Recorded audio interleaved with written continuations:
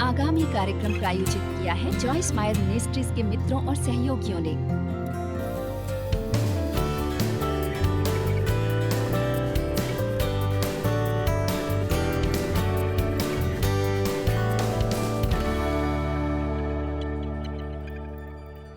उन बातों के बारे में बात करें जो अकेलेपन का कारण होती हैं। नंबर 1, मेरे ख्याल से हम तरसते हैं कि हम समझे जाएं।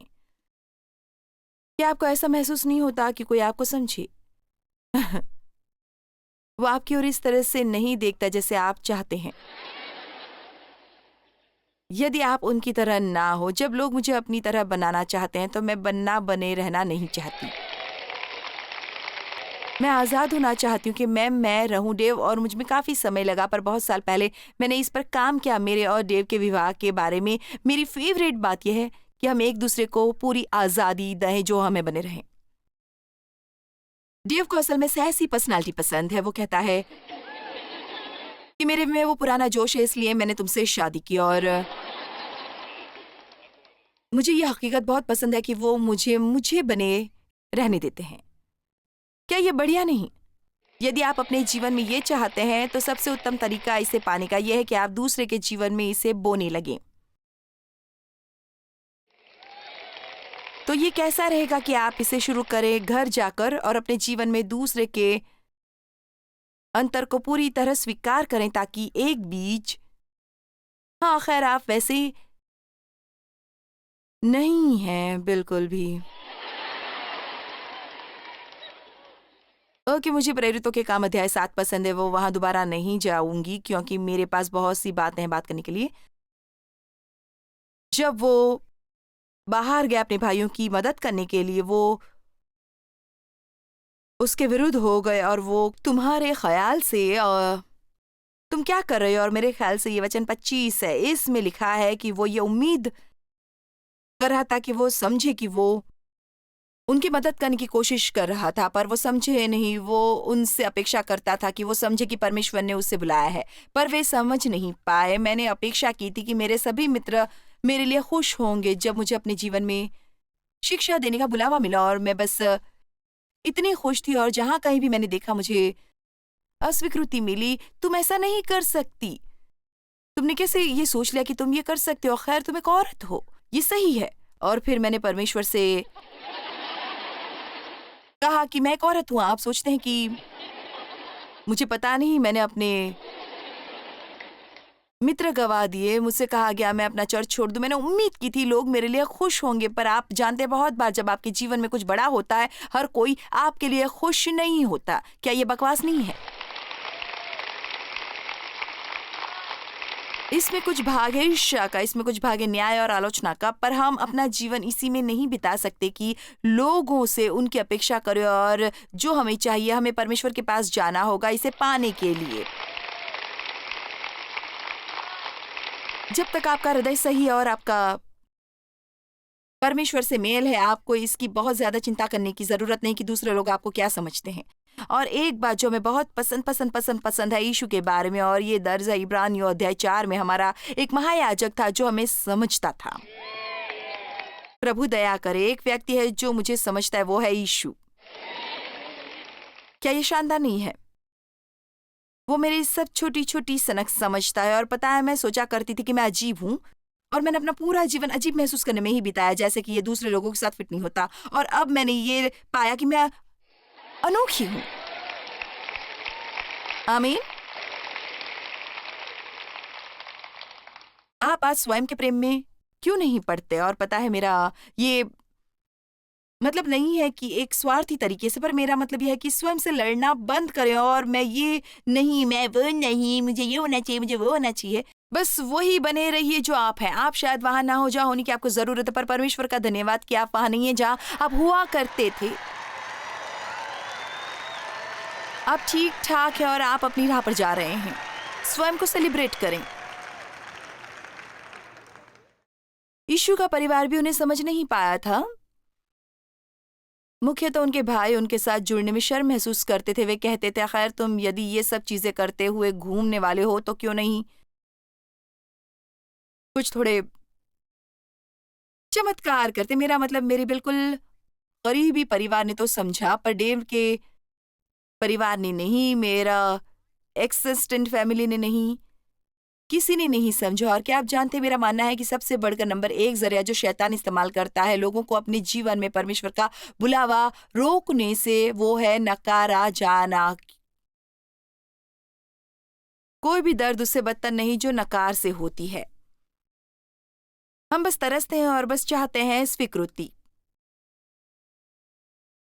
इसलिए मुझे इफिसियों बहुत पसंद है, जहाँ लिखा है कि हम उस प्रिय में स्वीकृत बनाए गए। परमेश्वर आज आपको स्वीकार करते हैं, वो आपसे प्रेम करते हैं। चलो देखें यशायाह 53:4 की ओर। मैंने इसकी ओर बहुत अरसे से देखा नहीं था और सुबह मैंने इसे इस पर खोला और इसकी ओर देखा और मैंने सोचा वाओ, ये शास्त्र वचन, वाओ। अब इसको मन में रखिए कि हर काम जो यीशु ने किया वो हमारे लिए किया, उसने इसे हमारे लिए सहन किया, उन्होंने हमारा स्थान लिया। ये बहुत ही सामर्थ्य शास्त्र वचन है। यशायाह 53:4।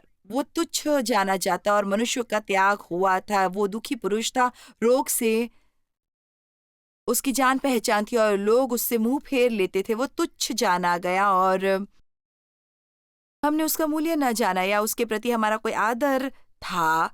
वो हमें समझते हैं और उन्होंने सब बातें हमारे लिए सही हैं, तो उनमें रहकर हम वाह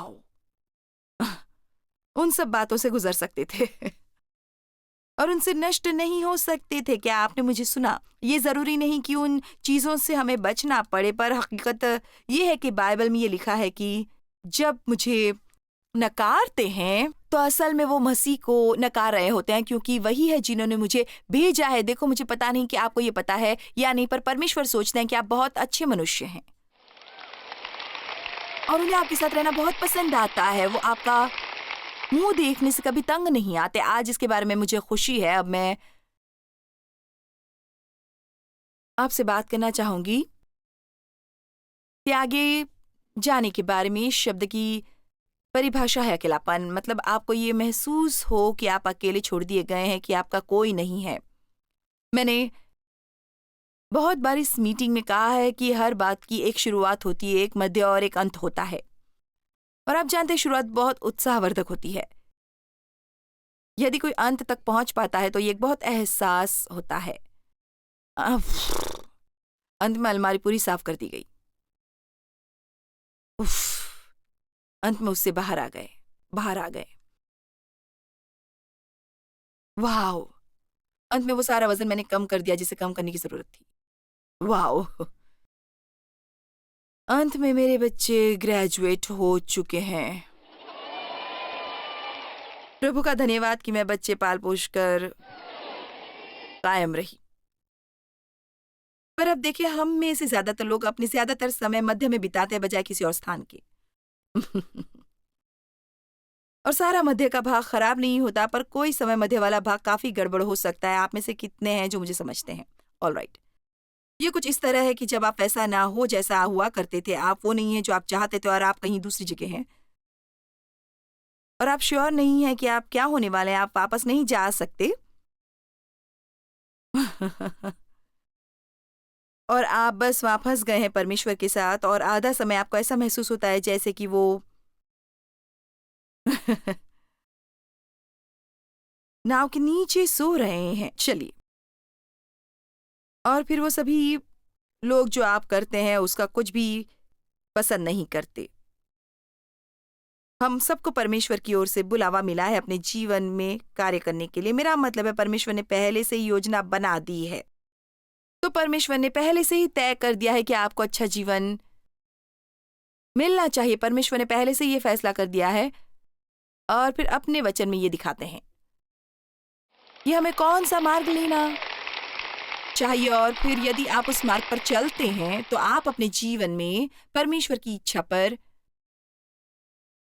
अंत में पहुंचे हैं। हर चीज जो संभव है वो सकारात्मक रूप से नहीं होगी, क्योंकि हमें रजामंद होना होगा परमेश्वर के तरीके से काम करने को। और मध्य में एक मुख्य बात जो हमें करनी पड़ती है वो है, अब मेरी बात सुनिए, वो ये नहीं कि हम हार ना माने। इसमें कोई पवित्र आत्मा का वरदान नहीं मिलता या कोई खास शक्ति हार मानने के लिए कोई भी कर सकता है। संसार में सबसे आसान तरीका है हार मानना। मध्यमी से अंत तक, परिपूर्णता तक पहुंचाना एक अलग ही कहानी है और मुझे इससे डर लगने लगता है। नंबर 1 के लोग जिनके अद्भुत जीवन थे और उनके भाग्य में पहले से ही लिखा था, पर वे बीच में ही छोड़ देते हैं क्योंकि ये कठिन होता है। मैं नकारी गई, मेरा शोषण हुआ, मैं त्यागी गई। खैर, ये किसी के लिए उचित नहीं कि आप किसी के सामने खड़े होकर ये कहें कि देखो मेरी ये बढ़िया जिंदगी रही और मेरे सब सपने साकार हुए। पता है, मेरा मतलब ये है कि अब मेरे लिए हालात अच्छे हैं। मेरा मतलब, वाह दया करो, मेरे 4 बच्चे हैं जिन्हें अंत में पाल पोस कर बड़ा कर सकी और स्कूल में सफल बना सकी। प्रभु का धन्यवाद हो। अब मैं कई वर्षों से विवाहित रही हूं और वो अब बातें जिन पर मैं क्रोधित हुआ करती थी, क्या कभी मैंने अपने बच्चों को छोड़ देने की सोची? ओह, मेरा मतलब है शायद मैंने सोचा हो कि मेरे 4 बच्चों में से 3 पागल हैं। मतलब क्या? मैं ईमानदारी से कहती हूँ, मैंने ऐसा सोचा होगा। उनमें से 2 ऐसे थे जिनके बारे में मैं बिल्कुल नहीं सोचती। अब ये बहुत अजीब बात है कि उनमें से एक सीईओ है पूरी स्टेट साइट मिनिस्ट्री का और दूसरा मेरी देखभाल में हाथ बटाता है। इसलिए मैं आपको बताना चाहूंगी कि उन बच्चों के लिए उम्मीद है जिनके बारे में आप सोचते हैं कि वो सफल नहीं होंगे। कई बार बच्चों का पालन पोषण भी अकेलापन लाता है, क्योंकि यदि आप एक अच्छे माँ बाप हैं, आपको ना कहनी पड़ती है जब आपके बच्चे सुनना चाहते हैं, हाँ, और जब आप उनके लिए सही काम करने की कोशिश कर रहे होते, पर अब वो सब आप पर क्रोधित हैं और उनमें एक अकेलापन है। लीडर बनने में भी एक अकेलापन है, क्योंकि आप एक ऐसा फैसला नहीं कर सकते जिससे हर कोई सहमत हो। ये संभव नहीं है। मुझे परवाह नहीं कि आप क्या करेंगे, मुझे परवाह है आप कौन सा गाना गाते हैं। कोई ये काम ना करता है तो आपने अपना पूरा जीवन ऐसे जिया है जो आप लोगों को खुश करना चाहते थे और अंत में आप पागल हो गए और आपको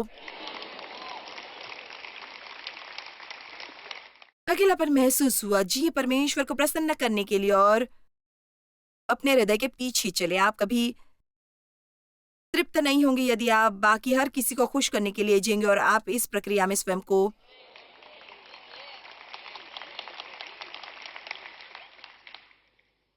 खो देते हैं। अलग अलग तरह का अकेलापन होता है, पर मेरा मानना है कि संसार में कहीं ज्यादा अकेले लोग हैं बजाय उनके जो असल में महसूस करते हैं कि वो लोगों के साथ हैं। इसलिए आज मैं उस पर हमला करना चाहती थी और लोगों को उस मुकाम तक लाना चाहती थी जहाँ उन्हें सारा समय दुखी रहने की जरूरत ना हो, क्योंकि कोई उन्हें पसंद नहीं करता या किसी ने उन्हें स्वीकार नहीं किया या कोई उनकी पुष्टि नहीं करता।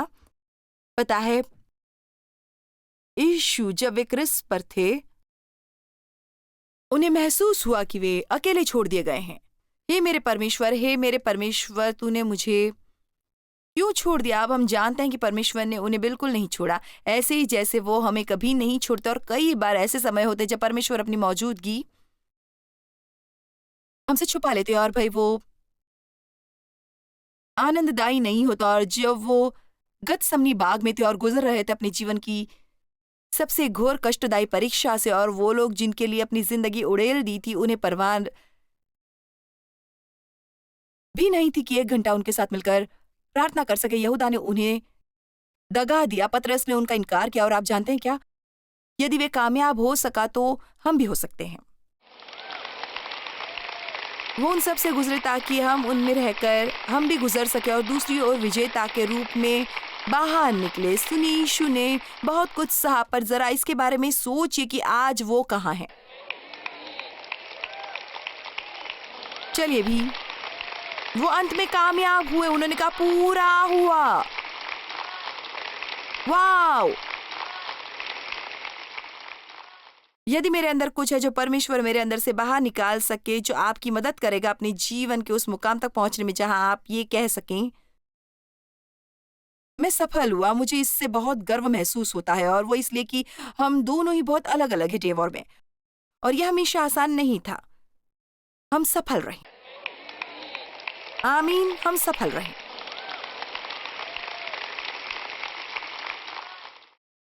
अब मैं आपको कुछ कहानियां सुनाना चाहूंगी। मैंने उस पहले ही आदमी से विवाह कर लिया जो आया, क्योंकि मैं ये नहीं सोचती कि कोई मुझे अपनाना चाहेगा, क्योंकि मेरा शोषण हुआ था। और इसलिए पहला आदमी जिसने मुझ में दिलचस्पी दिखाई, मैंने शादी कर ली।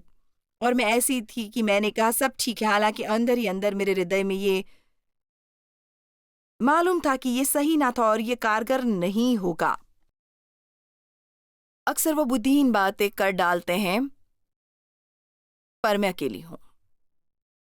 खैर, इसलिए मैं आज यहां हूं आपसे बातें करते हुए। एक पुरुष को पा लेना इस बात की गारंटी नहीं दिलाता कि आप अकेले नहीं।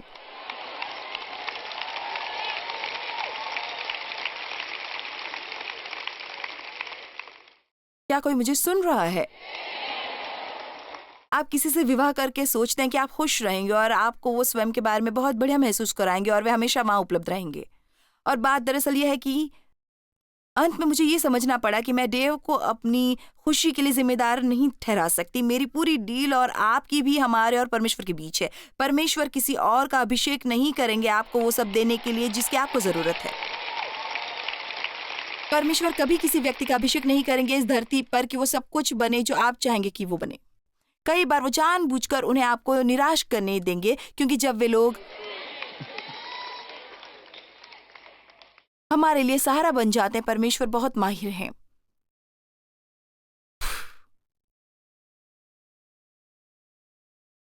हमारे साथ से सहारे हटा देने में।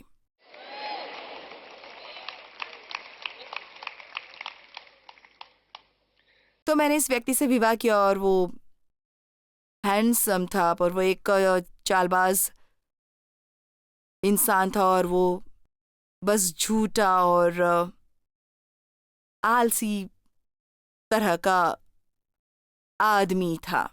क्यूट, पर आप में से कितने इस क्यूट से तंग आ जाते हैं?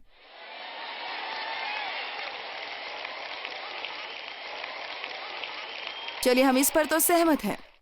आमीन।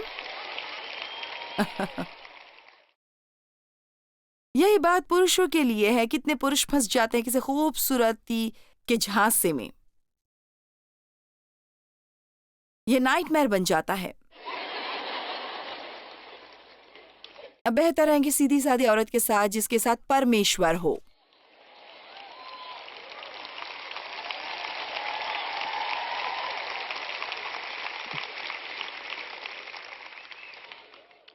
तो मैंने इस आदमी से शादी कर ली। क्यूट, पर स्पष्ट कहूं तो वो धूर्त था।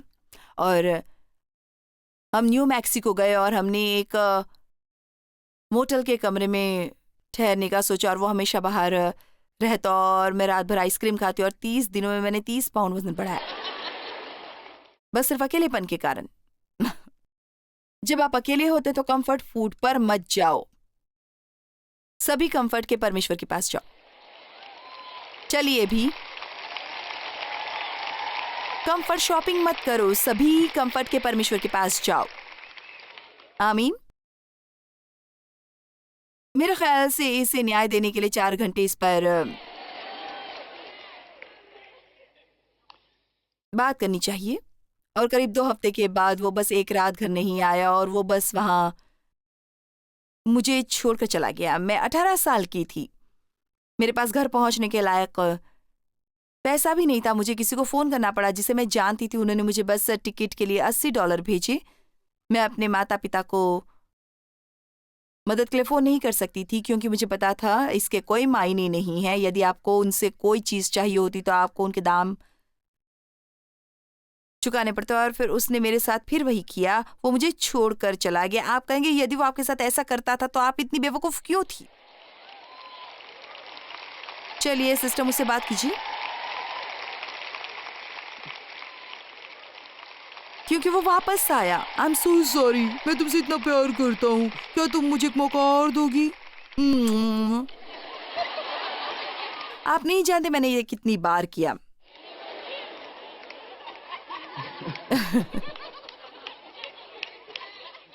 जब मैं गर्भवती हुई तो वो मुझे छोड़कर गया और वो एक औरत के साथ रहता था जो सड़क पर 2 ब्लॉक्स दूरी पर थी। और हर सुबह जब मैं काम पर जाती, मैं वहां से ड्राइव करके गुजरती जहां वो और वो औरत रहते थे। और मैं उसके बच्चे से गर्भवती थी, तो मैं जानती हूँ अकेलापन महसूस करना कैसा होता है, और छोड़ दिए जाना महसूस करना, और ऐसा महसूस करना कि कुछ भी हो जो आपने करने की कोशिश की है जीवन में, मैं वो काम नहीं करूंगी।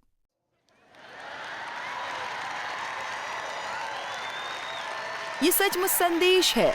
मैं आपको इसलिए बता रही हूँ वो सब चीजें जिनसे मैं गुजरी हूँ, ये कहने के लिए कि मैं अभी हूँ, मैं मध्य से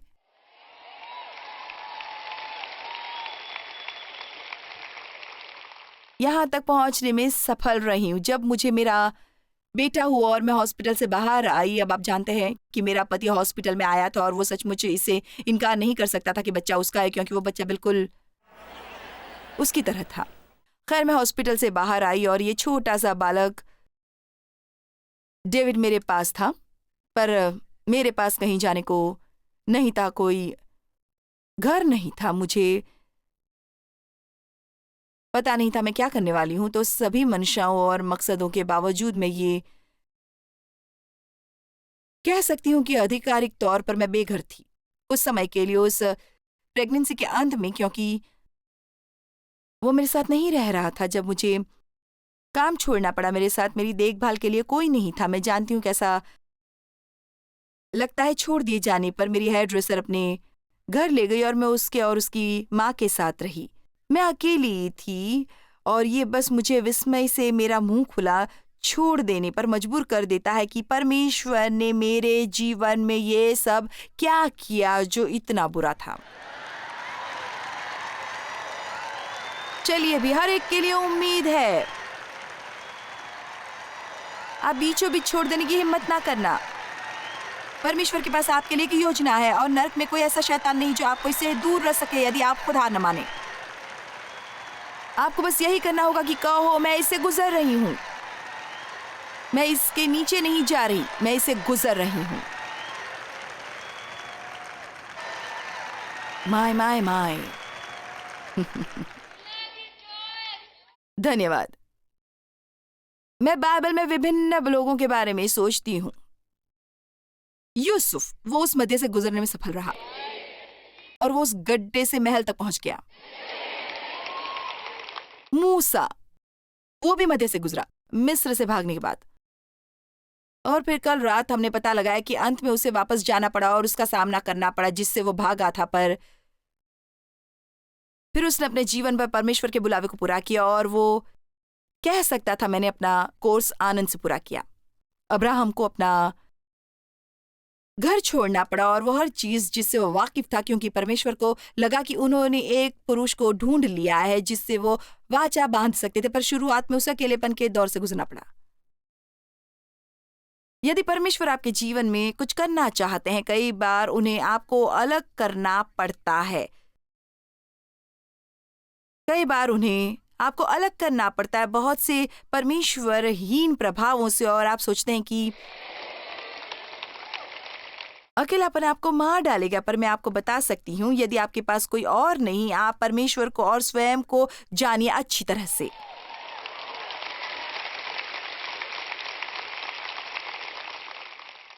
इससे छुटकारा पाए मैं अकेला वाली बात से, और चलो बुरे फैसले करना बंद करें क्योंकि हम अकेले हैं, और ऐसी बातें करना जो हमारी बाकी की जिंदगी तबाह कर सकते हैं, क्योंकि आप बस हार मानकर सब छोड़ नहीं देते। माय माय, एस्तर को अकेला रहना पड़ा क्योंकि नवयुवती के रूप में मुझे उम्मीद है कि उसके अपने जीवन के लिए अपनी योजना थी, और एकदम अचानक परमेश्वर ने दखल दिया, नहीं मैं चाहता हूं तुम ऐसा करो। खैर, वो काफी खतरनाक सुनाई देता है। अंत में एस्तर एक पूरी जाति को बचा पाई क्योंकि वो उस मध्य से गुजर पाई।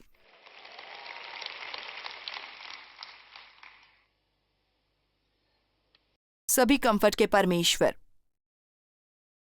मैं कुछ मिनट आपसे बात करूंगी परमेश्वर से कंफर्ट पाने के बारे में। पता है, आज सुबह ही मैं सोच रही थी पानी के बारे में, और पता है एक शिक्षा है जो मैं करती हूँ, ग्रहण करना बनाम पाना। पता है, मैं हमेशा कुछ पाने की कोशिश करती रहती हूँ। क्या तुम्हें तुम्हारी चंगाई मिली? क्या तुम्हें तुम्हारी सफलता मिली?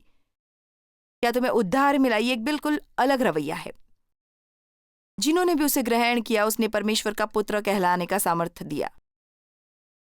हम दया ग्रहण करते हैं, हम अपने पापों के लिए क्षमा ग्रहण करते हैं। आप परमेश्वर की उपस्थिति में बैठ सकते हैं और जानबूझकर और परमेश्वर की उपस्थिति में बैठने से मतलब है, मैं ज्यादा डरावनी धार्मिक बनने की कोशिश नहीं कर रही। मेरा मतलब है, जब मैं कहती हूँ तुम परमेश्वर की उपस्थिति में बैठो, शायद आपको कुछ भी महसूस ना हो, पर आप कहीं पहुंचते हो और आपको राहत महसूस होती है और आप खामोश हो जाते हो। और यदि आप वचन पर विश्वास करते हैं, आप कहते हैं विश्वास द्वारा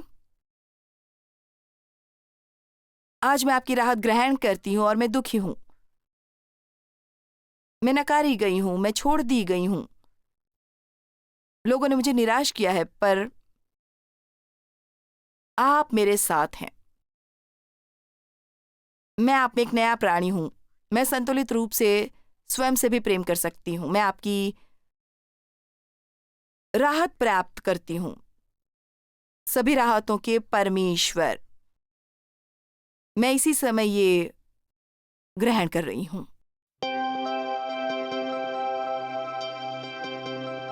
प्रभु हमेशा हमारे साथ हैं और हमें सचमुच अकेला महसूस करने की जरूरत नहीं। जब हम सचमुच ये जानते हो कि स्वयं के साथ कैसे रहना है, स्वयं के साथ कंफर्टेबल कैसा रहना है। आप जानते हैं क्या, हमें सचमुच आपकी परवाह है और हम चाहते हैं कि आपका दिन बढ़िया रहे।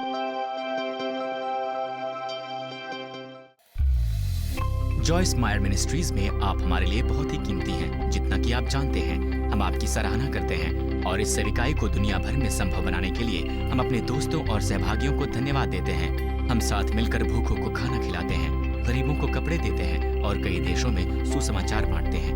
अपना प्रार्थना निवेदन भेजने के लिए कृपया आज ही संपर्क कीजिए jmmindia.org पर। हमारे स्रोतों के बारे में और भी जानिए, जॉयस की सभाओं की सूची देखिए, हमारे साथ सहभागी बनने के लिए, क्योंकि हम दुनिया भर में मसीह के प्रेम को बांटते हैं।